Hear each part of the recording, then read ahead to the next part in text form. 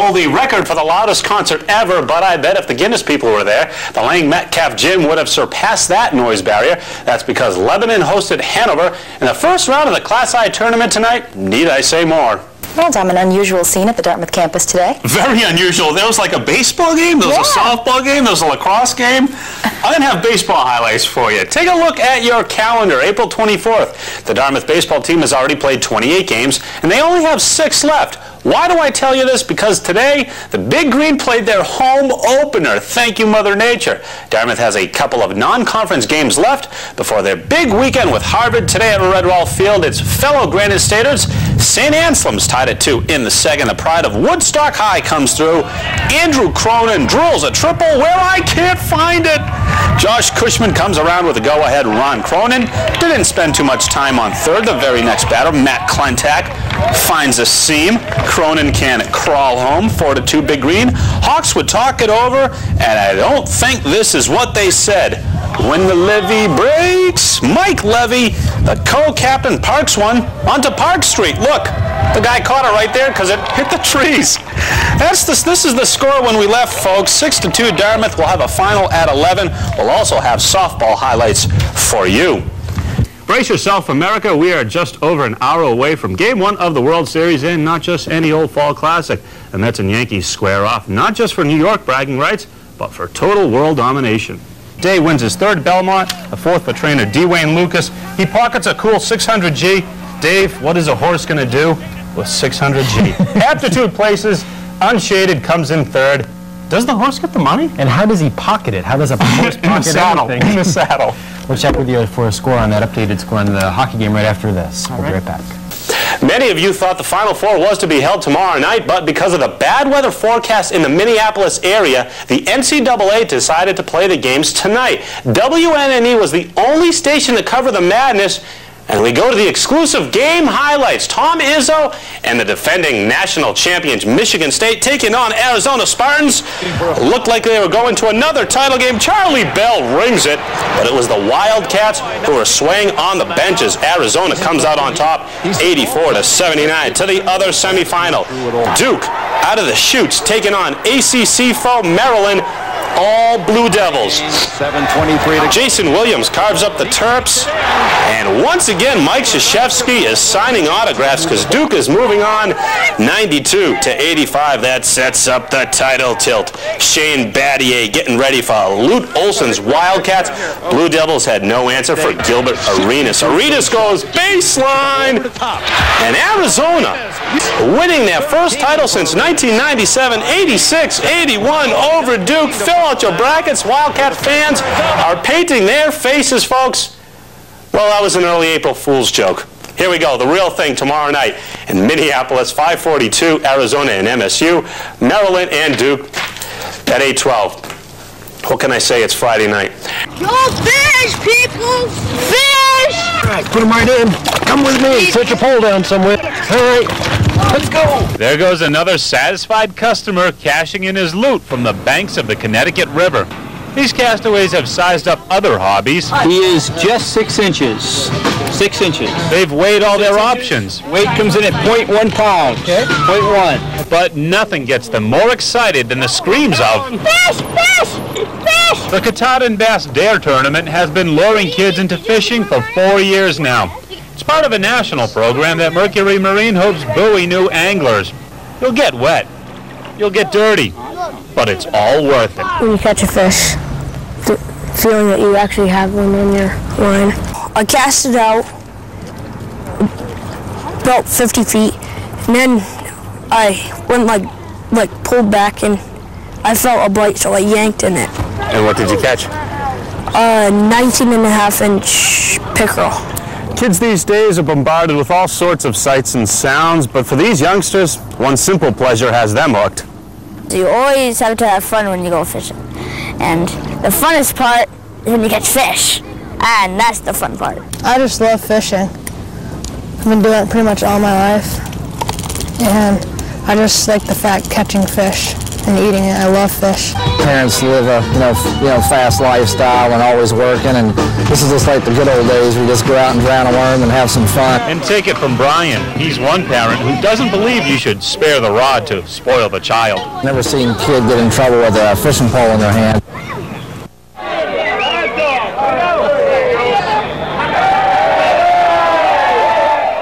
How can you put into words how proud you are of a son who has finally reached his ultimate goal? And Carlton Fisk wasn't just one of those kids only a mother could love. Everywhere you looked in Cooperstown, Fisk fans showed their affection for the man they called Pudge. From license plates to T-shirts and even tattoos, Red Sox fans and White Sox fans were colorblind on this day. When the whole hat debate was going on between Boston and Chicago, my dad's like, you know what, let me just go in with the Charlestown Forts hat on. That's all I want. For his son Casey, living in his father's daunting shadow had its strikes. But after his induction into the shrine, he'll be a hit. People are going to have expectations. You are the son of, it's Casey, son of. But now I guess I can, son of Hall of Fame doesn't all that bad. When he came to the old Charlestown High School in the early 60s, Carlton excelled in many sports, but his old high school baseball coach says he wasn't born with a chest protector and catcher's mitt in his hand. If you could have seen him the first year I saw him, you would have never guessed he would have been standing up there today, believe me. Getting him here was not the tough part. The numbers took care of that. He had people that he needed to speak about, and those people are all very special, and you can't get that out, and that's the hard part. And he's not good at this emotional type stuff, not in public. And he never played for this. He played for wins. His career was his pitchers. Well, Chris Kelly has the day off, so Dominic Aielli from our sister station WNNE joins us today. I am pinch hitting, and luckily the rain held out today because we were able to get a state title game in on the Vermont side.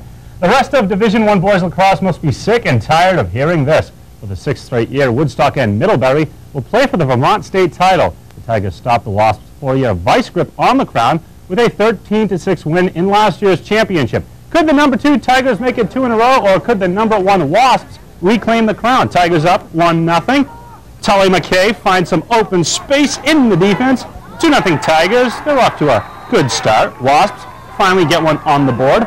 Brian Frady's, he fooled me on that one. The pass to Ryan Vanderstreet. Vanderstreet has the lead. Tigers then go on a rampage. McKay again streaking. He'll call that one a pass. Brad Frade deposits a goal past Corey Myers. 3-1 Tigers. Tigers on the prowl again. They catch the Wasp D asleep. Joe powers one in. Middlebury makes it 2 titles in a row. 18-12 over Woodstock. We'll have a complete tournament wrap-up tonight at 11. The Yankees hold on first place in the AL East. Didn't last too long, 8 days to be exact. New York lost to Cleveland in a rain-shortened game last night, while the Red Sox got an extra inning victory over the Blue Jays to give them the half-game lead over the Pinstripers. To the Bronx we go first. Dickie V at the game. Game 2 between the Yanks and the Tribe. Cleveland up 1-0, not anymore. Jorge Posada off Bartolo Colon. His 9th home run of the year, 3-1 Yankees. Now Yankees lead 5-3. Roger Clemens was a little shaky. Russell Branyan goes solo. His 12th home run. The guy barely plays. Yanks lead is now only 5-4, but Posada again saves the day. Another solo home run, his 10th. That one off Steve Reed. David Justice also homered twice. Clemens' 266th career victory, tied for 30th all-time. Yankees win 9-4. Let's go north of the border. Sox trying to make it 2 in a row over the Blue Jays. 4 wins in a row overall. Tim Wakefield on the mound. The knuckleball. No, not the knuckleball, the fastball. K's Raul Mondesi in the first. Joey Hamilton, this is what you have to face. Manny Ramirez, oh Manny. 19th home run. Sox grabbed the early 1-0 lead. The Jays have just tied it up at 1 apiece. In the 8th, we'll have the final at 11. Devils will try and even up the Stanley Cup when they host the Avalanche tonight. Ray Bourque took matters into his own hands in Game 3. Bourque scored the eventual game winner 31 seconds into the 3rd period of Tuesday's contest to give Colorado the 2-1 series lead. Both teams know tonight's clash could swing the entire series. But we don't want to go back to the 2, and that's a feeling we have in this room, is that we want to get on that bus and on the plane tonight up 3-1, and Jersey wants it 2-2. So I mean, you're going to see 2 teams come out and play the best games of the playoffs. You have to go out and be accountable to each other, believe in each other, and we know that if we lay it all on the line out there, that more often than not we're going to be successful. And tonight we approach it like a must-win, and I believe we're going to do it. face-off is at 8 o'clock. I think Ken Danico guaranteed a victory. To the playoffs on the hardwood, as seen on this very station last night. Sixers-Bucks, Game 6. Ray Allen was a one-man wrecking crew. Allen scored 41 points, including 19 straight at one point in the first half. The Bucks led by as much as 33 points before the Sixers cut the gap to 10 in the fourth. Allen Iverson scored 26 of his game-high 46 in the final stanza. Make it interesting. Milwaukee forces a Game 7 in Philly with the 110-100 win. You can catch the action right here on Channel 5 tomorrow at 7. Some bad news and good news from the Buffalo Bills. First, the bad. Linebacker Corey Moore was shot in the leg early yesterday morning. Moore was in his car when someone walked up to his window and shot him. The 24-year-old drove himself to the hospital and was luckily released. The good news, Jim Kelly and Fred Smerlas are going on to the Wall of Fame at Rich Stadium. They will be inducted during a ceremony on November 18th. Mother Nature has caused many delays at the PGA Memorial Open in Ohio. Paul Azinger started the day with a one-shot lead. He still holds that advantage, but he's only on the fourth hole as we speak. Robert Allenby is one shot back at 9 under through 5 holes. Tiger Woods just 2 strokes back. He's currently on hole number 4. Finally, say bonjour to the French Open. 2 of the top 10 seeds lost today on the women's side. 8th-seeded Conchita Martinez, 10th-seeded Amanda Coetzer were both upset. Top seed Martina Hingis, Jennifer Capriati, and right there, Serena Williams, all advanced to tomorrow's action. On the men's side, second-seeded Marat Safin lost in 5 sets to Fabrice Santoro.